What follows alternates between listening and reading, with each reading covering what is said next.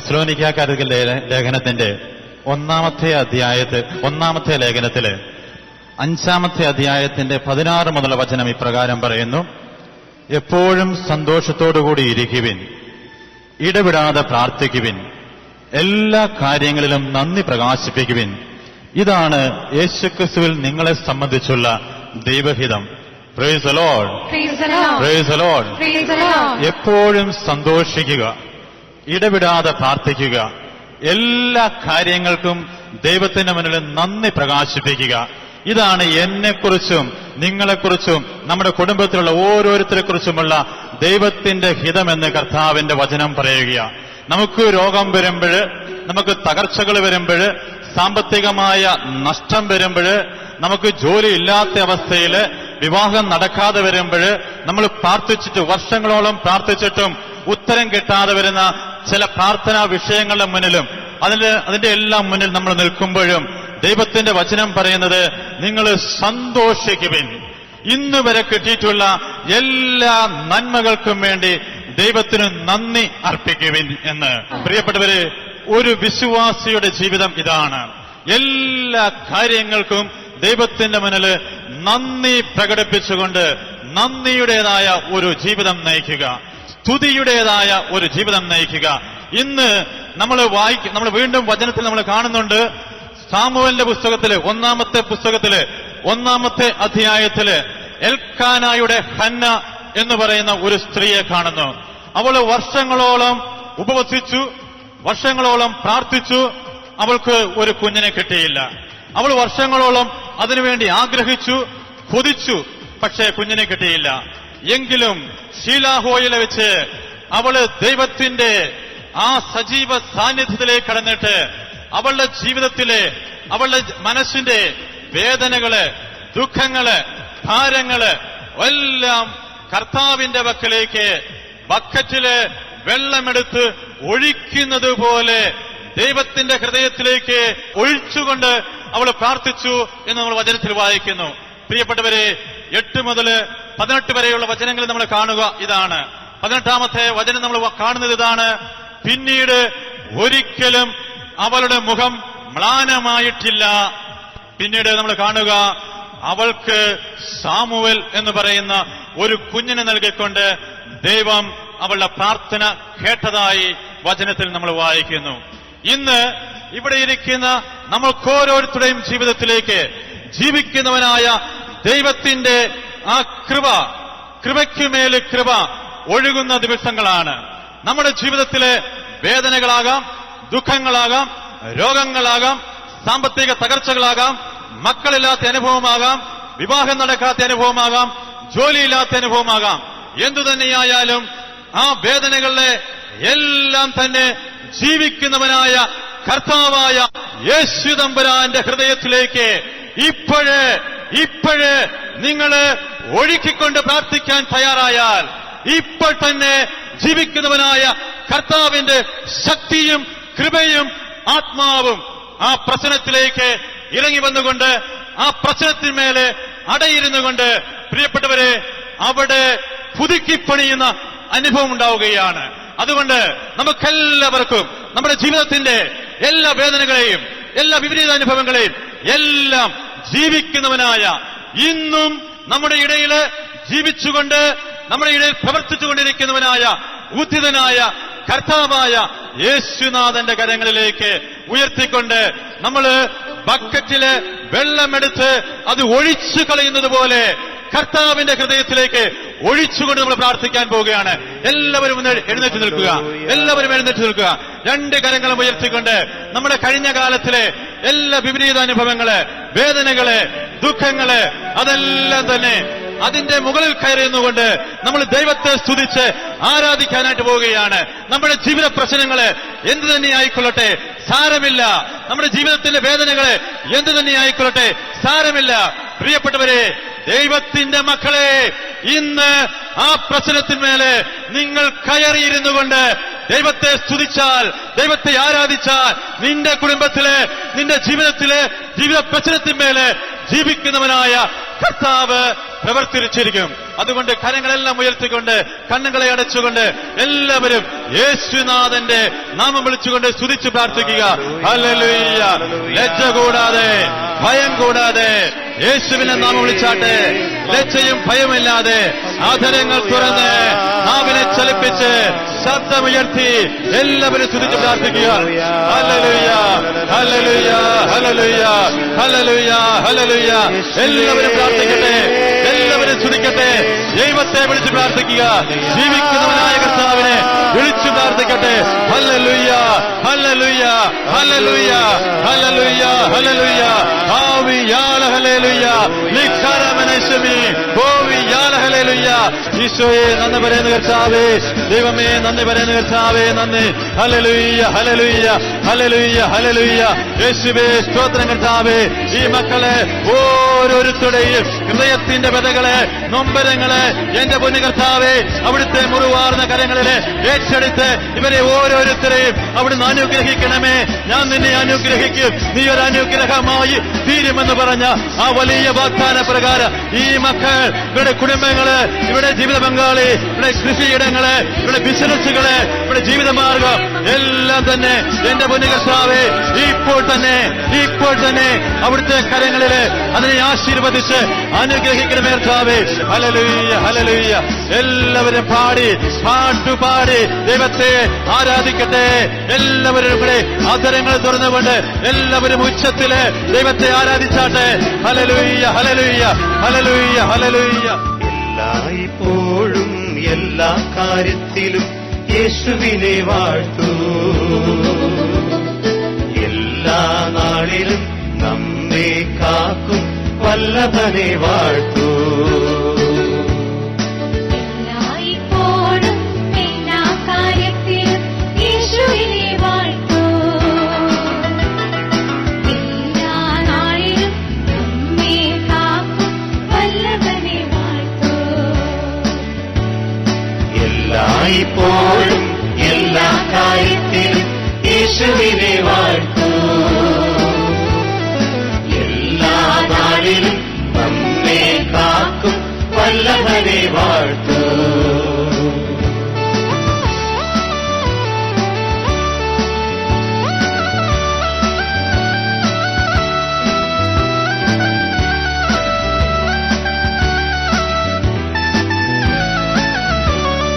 എല്ലാവരും ഇവിടെ അധരം തുറന്ന് ഒരു നാളിൽ കഷ്ടതയോർത്ത് ദൈവത്തെ വാഴ്ത്തിയല്ലോ. എല്ലാവരും ഇവിടെ ഒരു നാളിൽ കഷ്ടതയോർത്ത് ദൈവത്തെ വാഴ്ത്തിയല്ലോ.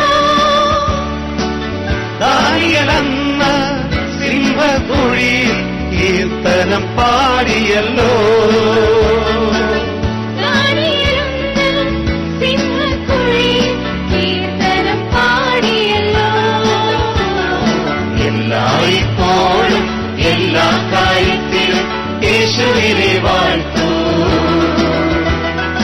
എല്ലാ നാളിലും നമ്മെ കാക്കും വല്ലഭനെ വാഴ്ത്തൂ.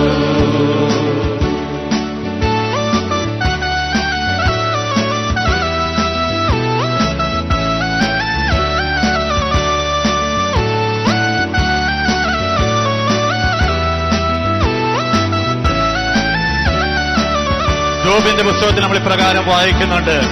എന്റെ വഴികള് അവിടുന്ന് അറിയുന്നു. അവിടുന്ന് എന്നെ പരിശോധിച്ചു കഴിയുമ്പോൾ സ്വർണം പോലെ ഞാൻ പ്രകാശിക്കുമെന്ന്.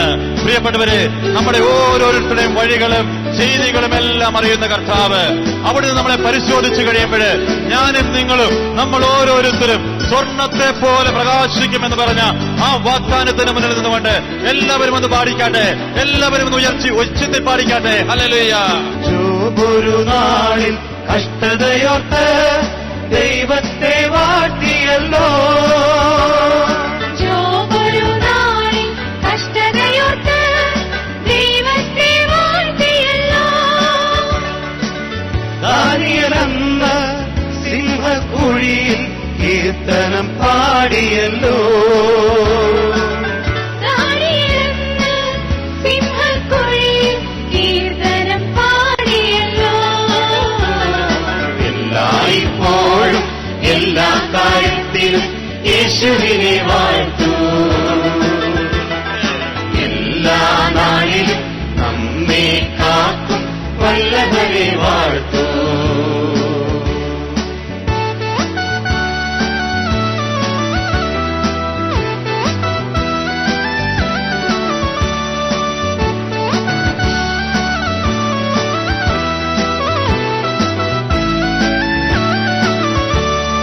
സാവൂളും ശീലാസും അടികളേറ്റ് സങ്കീർത്തനം ഉയർത്തി.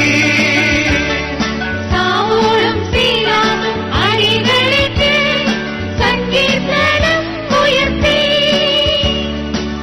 യേശു കുരിശിൽ രക്തബലിയ ദൈവത്തെ വാഴ്ത്തിയല്ലോ. യേശു കുരിശിൽ രക്തബലിയാൽ ദൈവത്തെ വാഴ്ത്തിയല്ലോ.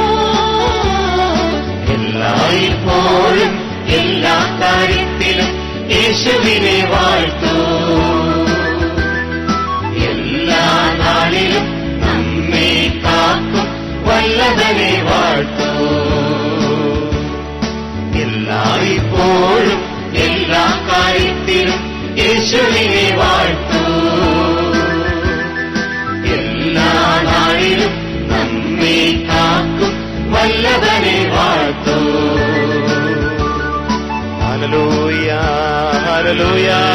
എല്ലാവരും കണ്ണുകളെ അടച്ച് കരങ്ങൾ ഉയർത്തിക്കൊണ്ട് നമ്മുടെ ജീവിതത്തിന്റെ വേദനകളും ദുഃഖങ്ങളും ഭാരങ്ങളുമെല്ലാം ജീവിക്കുന്നവനായ കർത്താവിന്റെ കരങ്ങളിലേക്ക് കൊടുത്തുകൊണ്ട് എല്ലാവരും പ്രാർത്ഥിച്ചാട്ടെ. ഈശോയെ നന്ദി പറയുന്ന കർത്താവെ നന്ദി പറയുന്നു. ദൈവം എനിക്ക് തരുന്ന ആ വലിയ മഹത്വം കണ്ടുകൊണ്ട്, ആ വലിയ കൃപകൾ കണ്ടുകൊണ്ട് നന്ദി പറയുന്ന ദൈവമേ നന്ദി പറയുന്ന കർത്താവെ നന്ദി പറയുന്ന കർത്താവെ, ഞങ്ങളെ ആരാധിക്കുന്ന കർത്താവെ, ഈശോയെ അങ്ങ് കടന്നു വരണമേ. സ്നേഹം ലോകത്തിലെ ഏറ്റവും വലിയ അത്ഭുതമാണ്. എല്ലാവരും നമ്മെ സ്നേഹിക്കുന്നത് അവരുടെ സങ്കല്പങ്ങളിലുള്ള നമ്മളോട് നമ്മൾ അടുത്തു വരുമ്പോഴാണ്. ഈ മക്കള് സ്നേഹിക്കണില്ല, അയലൊക്കക്കാർ അംഗീകരിക്കണില്ല, സഹപ്രവർത്തകര് പാരവയ്ക്കണു എന്നൊക്കെ പറഞ്ഞ് മോങ്ങിക്കൊണ്ട് നടക്കണവര് സൂക്ഷിക്കണം. സാരമില്ല, കണ്ണുനീർ സാരമില്ല. എല്ലാവരും ഇവിടെ കഷ്ടങ്ങൾ സാരമില്ല, കണ്ണുനീർ സാരമില്ല.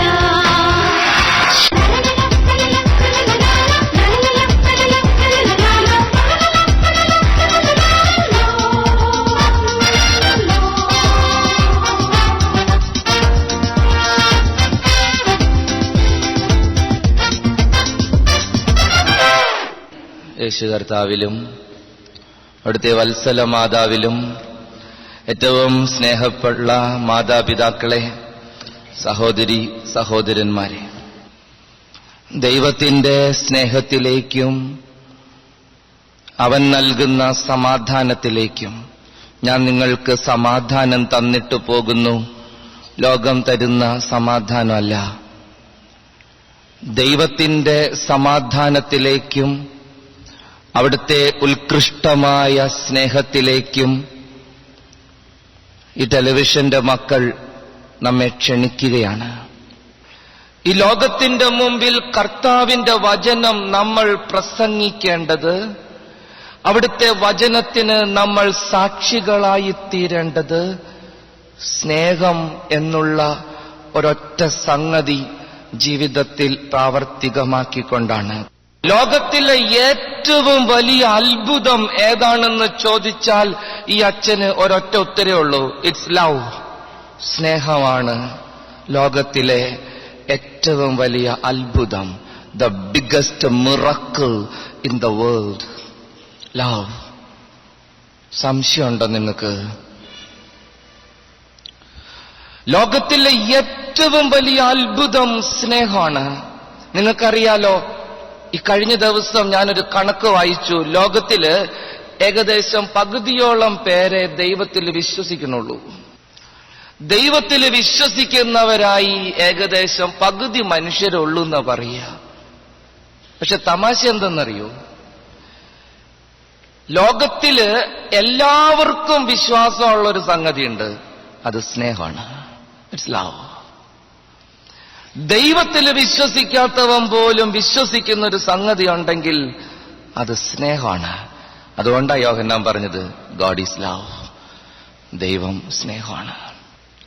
അത്തയിസ്റ്റ് പോലും വിശ്വസിക്കുന്നുണ്ട്. ദൈവത്തിൽ വിശ്വസിക്കുന്നവര് പകുതി പേരുള്ളൂന്നാ പറയുക. ഞാൻ ചിലപ്പോഴെങ്കിലും കർത്താവിന്റെ ഉത്ഥാനവുമായിട്ട് ബന്ധപ്പെട്ട സംഭവം സുവിശേഷത്തിൽ മത്തായി എഴുതുന്നത് വായിച്ചിട്ടുണ്ട്. കർത്താവ് ഉയർത്തെഴുന്നേൽക്കുമെന്ന് ഏറ്റവും കൂടുതൽ വിശ്വസിച്ചത് അവന്റെ ശത്രുക്കളാ. ഭയങ്കര ഒരു വൈരുദ്ധ്യം അത്. പത്രോസും യാക്കോബും യോഹന്നാനും ഒന്നും അല്ല വിശ്വസിച്ചത് അവൻ ഉയർത്തെഴുന്നേൽക്കുമെന്ന്. അവരൊക്കെ സെഹിയോനൂട്ടുശാലയിൽ പോയി പേടിച്ച് വിറച്ച് അടങ്ങിയൊതുങ്ങി ഇരിക്കുകയായിരുന്നു. പക്ഷെ അവന്റെ ശത്രുക്കള് വെടികൊണ്ട പന്നിയുടെ പോലെ തലങ്ങനെയും വിലങ്ങനെയും ഓടുക. അവര് ഹെറോദോസിന്റെ അടുത്തേലും അവര് പീലാത്തോസിന്റെ അടുത്തേലും അവര് പറയും, ഈ ദുഷ്ടൻ ജീവിച്ചിരുന്നപ്പോ പറഞ്ഞിട്ടുണ്ട് 3-ാം ദിവസം പൊങ്ങൂന്ന്. ഇവൻ ജീവിച്ചിരുന്നപ്പോ പെശകായിരുന്നു, മരിച്ചു കഴിഞ്ഞപ്പോ അതിനേക്കാളും പെശക. ഇവൻ പൊന്തിപ്പോന്ന ആകെ പ്രശ്നം. അതുകൊണ്ട് കാവലേർപ്പെടുത്തണം. അവന്റെ 11 ശിഷ്യന്മാരും എന്തിന് അമ്മയടക്കം പേടിച്ച് വിറച്ച് സെഹിയോനൂട്ടുശാലയിൽ അടങ്ങിയൊതുങ്ങിയിരിക്കുമ്പോ അവന്റെ ശത്രുക്കള് വെപ്രാളപ്പെട്ടോടി നടക്കുക. സുവിശേഷം പഠിക്കുന്നവര് ഫുൾട്ടൺ ജേഷിനെ പോലെയുള്ള പ്രാസംഗികര് പറയും, മരിച്ചു കിടന്ന ക്രിസ്തു ജീവിച്ചിരുന്ന ക്രിസ്തുവിനേക്കാൾ ഭയപ്പെടുത്തുന്ന ഒരു യാഥാർത്ഥ്യമായിരുന്നു അവന്റെ ശത്രുക്കൾക്ക്. നല്ല ദൈവം ബുദ്ധിയുള്ളവനായിരുന്നതുകൊണ്ട് അവൻ അവിടെ ഒരു സൂത്രപ്പണി ചെയ്തു. കർത്താവിന്റെ ഉത്ഥാനത്തെക്കുറിച്ച് പറയും, യേശുവിന്റെ ശത്രുക്കള് പീലാത്തോസിന്റെ അടുത്ത് ചെന്ന് പറഞ്ഞു, ഇവൻ ജീവിച്ചിരിക്കുമ്പോ ഇങ്ങനെയൊക്കെ പറഞ്ഞിട്ടുണ്ട്, ഇനി ഏതെങ്കിലും പ്രകാരത്തിൽ ഇവന്റെ ശിഷ്യന്മാര് എന്തെങ്കിലും പണി ഒപ്പിച്ച അത് നമുക്ക് കൂടുതൽ ബുദ്ധിമുട്ടുണ്ടാക്കും. അതുകൊണ്ട് കല്ലറയ്ക്ക് കാവലേർപ്പെടുത്തണം. പീലാത്തോസ് ബുദ്ധിയുള്ളവനാ. അവൻ പറഞ്ഞു, ചീഞ്ഞഴിഞ്ഞു കിടക്കുന്ന ഒരു യഹൂദന്റെ ശവത്തിന് കാവല് കിടക്കേണ്ട ഗതികേടൊന്നും റോമൻ പട്ടാളത്തിനില്ല. നിങ്ങൾക്ക് പട്ടാളക്കാരുണ്ടല്ലോ, പോയി ആവശ്യം പോലെ കാവലേർപ്പെടുത്ത്. ദൈവബുദ്ധിമാൻ. റോമൻ പട്ടാളം അല്ല ക്രിസ്തുവിന്റെ കല്ലറയ്ക്ക് കാവല് നിന്നത്, അതവന്റെ ശത്രുക്കളുടെ പട്ടാളമാണ്, യഹൂദ പട്ടാളം. അവൻ ഉയർത്തെഴുന്നേറ്റു എന്ന സാക്ഷ്യപത്രത്തിൽ ആദ്യം ഒപ്പുവെക്കേണ്ടത് അവന്റെ ശത്രുക്കളായിരിക്കണമെന്ന് നല്ല ദൈവത്തിന് ഒരു നിശ്ചയം ഉണ്ടായിരുന്നു. അതിന്റെ ഭാഗമായിട്ടാണ് പീലാത്തോസ് ഒഴിവ് കഴിവ് പറഞ്ഞതും അവന്റെ ശത്രുക്കള് അവന്റെ ശവത്തിന് കാവലും നിന്നതും. നമുക്കറിയാം, അവന്റെ ശത്രുക്കള് വിശ്വസിച്ചതുപോലെയാണ് കാര്യങ്ങൾ സംഭവിച്ചത്. അവൻ ഉദ്ധിതനായി. ലോകത്തില് പകുതിയിലധികം പേര് ദൈവത്തിൽ വിശ്വസിക്കുന്നില്ല. പക്ഷെ അവരൊക്കെ വിശ്വസിക്കുന്ന ഒരു സത്യമുണ്ട്, സ്നേഹം എന്ന സത്യം. എന്റെ പ്രിയപ്പെട്ടവരെ, സ്നേഹം അത്ഭുതമാണെന്ന് അച്ഛൻ പറഞ്ഞു. സ്നേഹം ലോകത്തിലെ ഏറ്റവും വലിയ അത്ഭുതമാണ്. ഒരു മനുഷ്യനെ അവന്റെ എല്ലാ വിധത്തിലുള്ള അസ്വസ്ഥതകളിലും നിന്ന്, സകല വിധത്തിലുള്ള ഭയങ്ങളിലും നിന്ന്, എല്ലാ ഉത്കണ്ഠകളിലും നിന്ന്, എല്ലാ ആത്മനിന്ദയിലും നിന്ന്, സകല വെറുപ്പിലും വിദ്വേഷത്തിലും നിന്ന് വിമോചിപ്പിക്കാൻ സാധിക്കുന്നത് ഈ സ്നേഹത്തിന് മാത്രമാണ്. ഈ സ്നേഹം ദൈവമാണെന്ന് നമുക്കറിയാം. സ്നേഹം അത്ഭുതമാണ്. സ്നേഹം സ്വാതന്ത്ര്യമാണ്. സ്നേഹം സകല പ്രശ്നങ്ങൾക്കുമുള്ള നല്ല ദൈവത്തിന്റെ ഉത്തരമാണ്. സ്നേഹം എല്ലാ അടിമത്വങ്ങളിലും നിന്ന് ഏത് മനുഷ്യനെയും വിമോചിപ്പിക്കാൻ കെൽപ്പുള്ള ഒരു യാഥാർത്ഥ്യമാണ്. ഈ സ്നേഹത്തെ നീ തിരിച്ചറിയണം. യോഹന്നാൻ മനോഹരമായി ദൈവസ്നേഹത്തെക്കുറിച്ച് പറയുന്നുണ്ട്. യോഹന്നാന്റെ 1-ാം ലേഖനം 4-ാം അധ്യായത്തിൽ സ്നേഹത്തിന്റെ ഗായകനായി അറിയപ്പെടുന്ന യോഹന്നാൻ സ്നേഹത്തെക്കുറിച്ച് മനോഹരമായി പ്രതിപാദിക്കുന്നു. നമുക്കൊക്കെ മനഃപ്പാഠമറിയാവുന്ന വചനവാക്യം. സ്നേഹത്തിൽ ഭയത്തിനിടയില്ല. ഭയക്കുന്നവൻ സ്നേഹത്തിൽ പൂർണ്ണനായിട്ടില്ല. സ്നേഹം എല്ലാ ഭയത്തെയും അതിജീവിക്കുന്നു. ഭയം ശിക്ഷയെക്കുറിച്ചാണ്. എന്റെ പ്രിയപ്പെട്ടവരെ, ദൈവത്തിന്റെ സ്നേഹത്തെ ആത്മാർത്ഥമായി മനസ്സിലാക്കുന്ന ഒരു വ്യക്തി, ദൈവത്തിന്റെ സ്നേഹത്തെ ആഴത്തിൽ അനുഭവിക്കുന്ന ഒരു വ്യക്തി ജീവിതത്തിൽ ഒരിക്കലും ഭയപ്പെടില്ല. ജീവിതത്തിൽ ആരെയും അവൻ വെറുക്കില്ല. ജീവിതത്തിൽ അവന്റെ രോഗങ്ങളും കഷ്ടപ്പാടുകളും അവനൊരു പ്രശ്നമല്ല. അവന് ഭാവിയെക്കുറിച്ചുള്ള ഉത്കണ്ഠകളില്ല. അവന് ആത്മനിന്ദയ്ക്ക് അവസരങ്ങളുമില്ല. കാരണം അവനിൽ നിറയെ ദൈവത്തിന്റെ സ്നേഹമുണ്ട്. ദൈവം ക്രിസ്തുവാണെന്ന്, ക്രിസ്തു ദൈവമാണെന്ന് നമ്മൾ മനസ്സിലാക്കിയിട്ടുണ്ട്.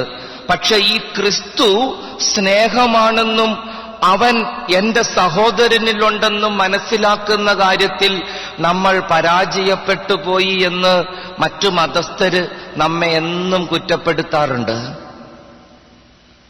ക്രിസ്തു ദൈവമാണെന്ന് ക്രിസ്ത്യാനി മനസ്സിലാക്കി. പക്ഷെ ക്രിസ്തു സ്നേഹമാണെന്ന്, ക്രിസ്തു അപരനിലുണ്ടെന്ന്, ക്രിസ്തുവും സഹോദരനും ഒന്നാണെന്ന് മനസ്സിലാക്കുന്ന കാര്യത്തിൽ ക്രിസ്ത്യാനി പരാജയപ്പെട്ടു എന്ന് മറ്റു മതസ്ഥര് നമ്മെ ഇന്നും കുറ്റപ്പെടുത്തുന്നു. അത് സത്യമാണ്. ക്രിസ്തുവിന്റെ സ്നേഹത്തെ, ദൈവത്തെ സ്നേഹമായി തിരിച്ചറിയുന്ന കാര്യത്തിൽ നാം അമ്പെ പരാജയപ്പെട്ടതാണ് നമ്മുടെ എല്ലാ അസ്വസ്ഥതകൾക്കും കാരണം. എന്റെ ദൈവം എന്നെ എത്രമാത്രം സ്നേഹിക്കുന്നുണ്ടെന്ന് നമ്മൾ ഓരോരുത്തരും തിരിച്ചറിയണം. സക്കേവൂസിന്റെ ഉപമ വായിക്കുമ്പോ സക്കേവൂസ് എഴുന്നേറ്റ് നിന്ന് പറയുന്ന ഒരു സംഗതി ഉണ്ടല്ലോ. സക്കേവൂസ് പറയും, കർത്താവേ, ഞാനെല്ലാം ഉപേക്ഷിക്കുക, ഞാനെല്ലാം വിട്ടുകൊടുക്കുക, ഞാൻ ഇനി ഒന്നും സൂക്ഷിച്ചു വെക്കണില്ല, പകുതി കൊടുക്കണു, 1/4 കൊടുക്കണു എന്നൊക്കെ പറഞ്ഞു വെക്കുമ്പോഴും അവൻ സ്നേഹത്തിന്റെ മുമ്പിൽ സമ്പൂർണമായും തന്നെ സമർപ്പിക്കുന്നു എന്ന് വേണം നമ്മൾ മനസ്സിലാക്കാൻ. സക്കേവൂസ് സമർപ്പിക്കുന്നത് എന്നതാ? സക്കേവൂസ് തിരിച്ചറിയുന്നത് എന്നതാ? സക്കേവൂസ് തിരിച്ചറിയുന്നത് മറ്റൊന്നുമല്ല, അവനെ അവന്റെ ദൈവം എത്രമാത്രം സ്നേഹിക്കുന്നുണ്ട് എന്ന സത്യം. നമ്മൾ പലപ്പോഴും ജീവിതത്തിൽ പിറുപിറുക്കുന്ന ഒരു യാഥാർത്ഥ്യം ഇതാണ്: എന്നെ ആരും സ്നേഹിക്കണില്ല, എന്നെ ആരും മനസ്സിലാക്കണില്ല, എന്നെ ആരും അംഗീകരിക്കുന്നില്ല. ഇത് സത്യമാണ്, ഉറപ്പായിട്ടും സത്യമാണ്. നമ്മുടെ പരാതികൾക്കൊക്കെ ചില അടിസ്ഥാനങ്ങളുണ്ട്. ഇല്ലെന്ന് അച്ഛൻ പറയില്ല, അടിസ്ഥാനങ്ങളുണ്ട്. നമ്മൾ ആയിരിക്കുന്നത് പോലെ നമ്മെ സ്നേഹിക്കാൻ ഈ ലോകത്തിൽ നമുക്കാരുമില്ല, ഉറപ്പായിട്ടുള്ള കാര്യം. നമ്മുടെ പ്രിയപ്പെട്ടവർ നമ്മളെ സ്നേഹിക്കുന്നത് എങ്ങനെയാ ആലോചിച്ചു നോക്കിയേ. എന്റെ അമ്മ എന്നെ സ്നേഹിക്കുന്നത് എങ്ങനെയാ? അവളുടെ മനസ്സിൽ അവളുടെ മകനെക്കുറിച്ച് ചില സങ്കല്പങ്ങളൊക്കെയുണ്ട്. അതിന് ഞാൻ അനുരൂപനാകുമ്പോ എന്റെ അമ്മയ്ക്ക് എന്നോട് വലിയ ഇഷ്ടമാണ്. നിങ്ങളുടെ ഭാര്യമാര് നിങ്ങളെ സ്നേഹിക്കുന്നത് എപ്പോഴാ? നിങ്ങളുടെ ഭാര്യയുടെ മനസ്സിൽ ഭർത്താവിനെ കുറിച്ച് ചില സങ്കല്പങ്ങളുണ്ട്. അവളുടെ ഹൃദയത്തിന്റെ സങ്കല്പങ്ങളോട് നിങ്ങളുടെ സ്വഭാവ രീതികൾ എപ്പോഴാണ് ഏറ്റവും അനുയോജ്യമായി തീരുന്നത്? അപ്പോഴാണ് നിങ്ങളുടെ ഭാര്യ നിങ്ങളെ ഏറ്റവും കൂടുതൽ സ്നേഹിക്കുന്നത്. നിങ്ങളുടെ ഭർത്താക്കന്മാര് നിങ്ങളെ ഏറ്റവും കൂടുതൽ സ്നേഹിക്കുന്നത് എപ്പോഴാ? ഓരോ ഭർത്താവിന്റെ ഹൃദയത്തിലും ഭാര്യയെക്കുറിച്ച് ചില സങ്കല്പങ്ങളൊക്കെയുണ്ട്. അവരുടെ പ്രതീക്ഷകളിലേക്ക് നമ്മൾ വളർന്നു വരുമ്പോ, അവരുടെ പ്രതീക്ഷകളോട് നമ്മൾ ഏറ്റവും അടുത്ത് വരുമ്പോ അവര് നിങ്ങളെ വല്ലാണ്ട് സ്നേഹിക്കും. എല്ലാവരും നമ്മെ സ്നേഹിക്കുന്നത് അവരുടെ സങ്കല്പങ്ങളിലുള്ള നമ്മളോട് നമ്മൾ അടുത്തു വരുമ്പോഴാ. ഇത് സത്യമാണ്. അതുകൊണ്ടാണല്ലോ ചിലരൊക്കെ പറയുക, എന്റെ തനിനിറം മനസ്സിലാക്കിയ ആരെങ്കിലും എന്നെ സ്നേഹിക്കുമെന്ന് ചിലരൊക്കെ പറയും. അതുകൊണ്ട് തന്നെ നമ്മളൊക്കെ ഒത്തിരി മുഖംമൂടികൾ എടുത്ത് വെക്കുകയും ചെയ്യും. ഇഞ്ച പറ്റായിട്ടാണ് വീട്ടിൽ വരുന്നതെങ്കിലും ഭാര്യയെ എങ്ങനെ വിളിക്കണമെന്ന് പലവട്ടം റിഹേഴ്സൽ എടുത്തിട്ട് വീട്ടിൽ കയറുന്നവരുണ്ട്. ഭാര്യയുടെ മുമ്പിൽ വെക്കാനുള്ള മുഖംമൂടികൾ നേരത്തെ വാങ്ങിച്ച് സൂക്ഷിക്കുന്നവരുണ്ട്. ഭർത്താവിന്റെ മുമ്പിൽ അണിയാനുള്ള മുഖംമൂടികൾ നേരത്തെ കരുതി വെക്കുന്നവരുണ്ട്. നമ്മുടെ പ്രിയപ്പെട്ടവർ നമ്മെ പൂർണ്ണമായും മനസ്സിലാക്കിയാൽ നമ്മെ വെറുക്കും എന്നുള്ളത് നമുക്ക് പലപ്പോഴും ഉറപ്പായിട്ടുള്ള കാര്യമാണ്. പലപ്പോഴും കൗൺസിലിങ്ങിനൊക്കെ കുടുംബ പ്രശ്നങ്ങളുമായിട്ട് വരുന്നവര് പറയും, എന്റെ അച്ഛാ, നിനക്ക് വല്ലതും പറ്റിയിട്ടുണ്ടോടി, നിനക്ക് വല്ലതും പറ്റിയിട്ടുണ്ടോടി എന്ന് കല്യാണം കഴിഞ്ഞ ദിവസങ്ങളിൽ കുത്തി കുത്തി ചോദിക്കണ കേട്ടപ്പോ ഞാൻ വിചാരിച്ചു ആത്മാർത്ഥതയോടെ അറിയാനുള്ള ചോദ്യാന്ന്. അത് കാരണം ഒക്കെ അങ്ങോട്ട് പറഞ്ഞു അച്ഛാ. പറഞ്ഞു കഴിഞ്ഞപ്പോഴാണ്, വൃത്തികെട്ടവളെ, ഇനി എന്റെ കൂടെ നീ വേണ്ടെന്ന് പറഞ്ഞേ. പലരും വന്ന് പറയും, അവരോട് ഞാൻ പറയും, എന്റെ പൊന്നുമോളെ, എന്ത് കാര്യം വരുത്താൻ ഈ ആവശ്യമില്ലാത്തതൊക്കെ പറയാൻ പോയേ. ഇത് പലർക്കും പറ്റണൊരു കാര്യ. എന്റെ കന്നത്തരങ്ങളെ, എന്റെ പോരായ്മകളെ, എന്റെ ബലഹീനതകളെ എന്റെ പ്രിയപ്പെട്ടവര് തിരിച്ചറിയുമ്പോ അവരെന്നെ വല്ലാണ്ട് വെറുക്കും എന്നൊരു ഭയപ്പാട് എന്റെ ഹൃദയത്തിലുണ്ട്. എല്ലാവരും നമ്മെ സ്നേഹിക്കുന്നത് അത്തരത്തിലാ. സക്കേവൂസിന് അതുവരെ ലഭിച്ചിരുന്ന സ്നേഹം അത്തരത്തിലുള്ള ഒരു സ്നേഹമായിരുന്നു. അവന്റെ പൊക്കക്കുറവിനെ കാര്യമായി പരിഗണിക്കുന്നവരുണ്ടായിരുന്നു. ചുങ്കക്കാരൻ എന്നുള്ള അവന്റെ പാപാവസ്ഥയെ വല്ലാതെ നിന്ദിക്കുന്നവരുണ്ടായിരുന്നു. അവന്റെ ജീവിതത്തിന്റെ വൈകൃതങ്ങളെ ഓർത്ത് അവനെ വല്ലാണ്ട് മാറ്റി നിർത്തുന്നവരുണ്ടായിരുന്നു.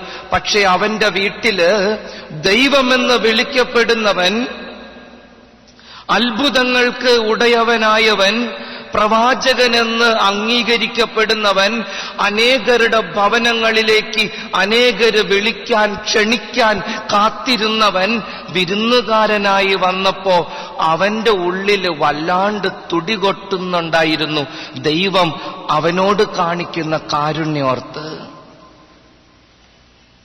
നിന്റെ പ്രിയപ്പെട്ടവര് നിന്നെ പൂർണ്ണമായും അറിയുമ്പോൾ നിന്നെ തള്ളിപ്പറയും എന്ന ഭയം നിന്നിൽ അവശേഷിക്കുമ്പോഴും നിന്നെ അത്രമേൽ സ്നേഹിക്കുന്ന ഒരു ദൈവമുണ്ടെന്ന് നീ മനസ്സിലാക്കണം.